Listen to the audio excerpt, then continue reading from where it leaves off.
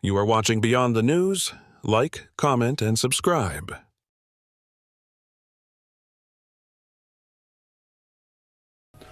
Full touch Alkaline.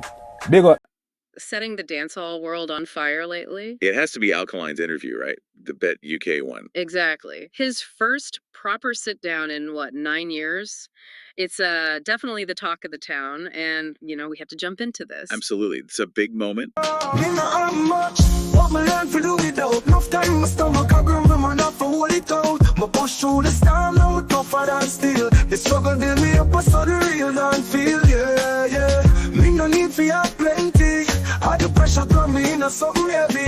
Watch me rise, watch me grow, watch me glow from the gutter to the top, man, I never move slow. Full touch Alkaline. Big up BT UK. Okay? Mad. It's a girl, Monica Lee, and today I'm sat next to a musical powerhouse. Yes, that's right. I'm here with the one and only Alkaline. Hi. What up? Listen. How are you feeling? Super. Good. Can I just say you're looking absolutely great. You are ready. Yeah, you're ready for London. Yeah, man, you're looking nice just to see. Man. Thank you so much. And I just want to say one absolute pleasure to have you here, live and direct, in the flesh, having a conversation. It's been a few years. So it's nice to just be able to just vibe. Really, man, it's a diamond, you know? Good. Being here in another place and in the flesh. How would you say your sound has grown or changed in 2025 compared to when you first started? Go more in my style as time goes on, you know? Okay. Go more in my one style, you know? Yeah.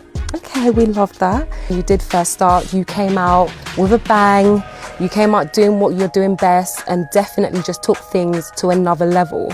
Do you feel like you had to continue doing that in order to just kind of stay relevant in 2025?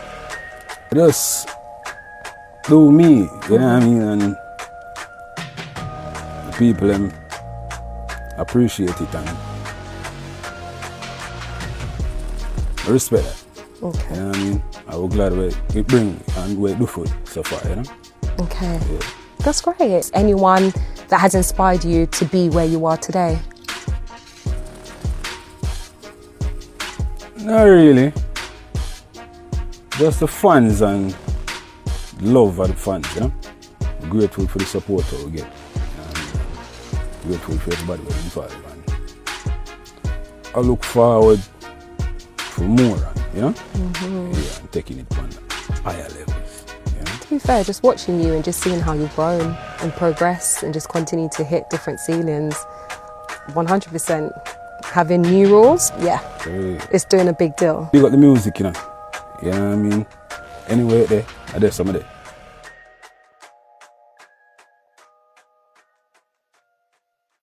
Well, we're here to sort of dissect what it all means for dancehall right now. Right. So for you tuning in, our goal here is to really pull out the key takeaways from those interview clips. Especially, what he said about inspiration or lack thereof. And how that fits with everything else going on, like Masicka's rise and, of course, the shadow of Vybz Kartel. That always seems to be there. Couldn't have said it better. Okay, so let's get right into the thick of it. That big statement from Alkaline in the interview. Uh-huh. The one where he basically said no one inspired him. Flat out. Yeah. And I mean, that immediately brings up those comparisons, doesn't it? Between him and Vybz Kartel, they've been around forever. They really have. And it's not just like a superficial thing. People point to actual similarities in, lyrical style, sometimes fashion choices, especially early on. Controversial moves, too, sometimes. Exactly. But Alkaline himself, he's never, ever publicly said, yeah, Kartel influenced me. Always denied it. Which is fascinating because you can't really ignore Kartel's impact, can you? I mean, even from prison. Oh, definitely not. There's a pretty strong feeling, that Kartel's work pushed a lot of artists, maybe even Alkaline, to sort of step up their game. So is it possible, do you think, to sort of absorb that influence without consciously acknowledging it? What's that tension about? Well, that's the million-dollar question, isn't it? Yeah. Influence is complex. It can seep in.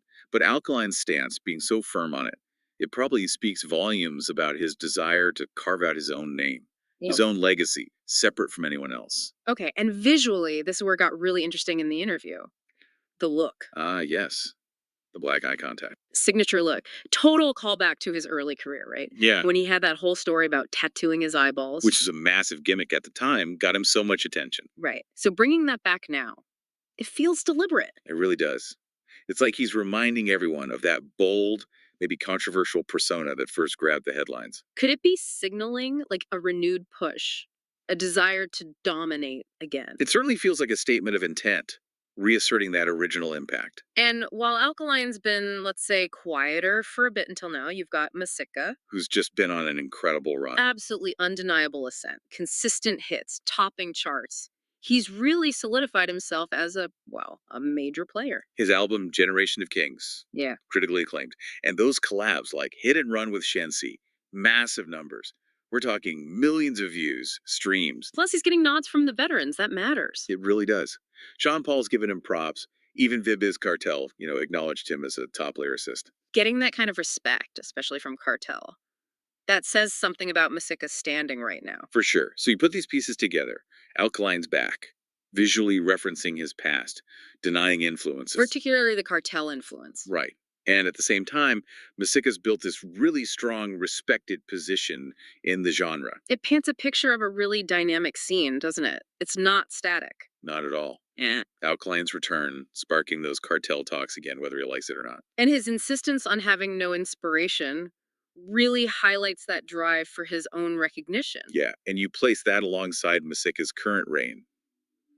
It creates this interesting tension, this interplay. It feels like that dynamic, the established artist returning, the current leader, that's what's going to shape dancehall moving forward. I think you're right. That push and pull between them, and others, of course, is likely key to where the genre goes next. Okay, so let's quickly sum up the main points for everyone. Alkaline's claim of no inspiration, it just throws fuel on that Kartel comparison fire. Definitely. And his visual throwback, the contacts, it really hints at a renewed ambition, a potential return to that older, bolder persona. And all this is happening while Masicka's success shows just how vibrant and competitive dancehall is today. He's a major force. Absolutely. So maybe the big question this leaves you, the listener, with is this. Go on. How much do an artist's public statements about who did or didn't inspire them actually shape their legacy in the long run? Good question. And maybe also, how does that constant dance between the established names and the rising stars really push a whole music genre forward? Me not have much, but me learn to do it out. Enough time my stomach a grumble, man, not for hold it out. Me push through the storm, now tougher than steel. The struggle build me up, so the real don't feel, yeah. Me no need for have plenty. All the pressure throw me in a something heavy. Watch me rise, watch me grow, watch me glow. From the gutter to the top, man, I never move slow. What the girl them used to love, for my man, educated man. No badness them run down, we are changing harder. Let go the badness thing, hear me now. The girl them fill up farmer man, educated man, never gun man. Them used to want the real hard worker. Money in a hand, yeah, the plan proper.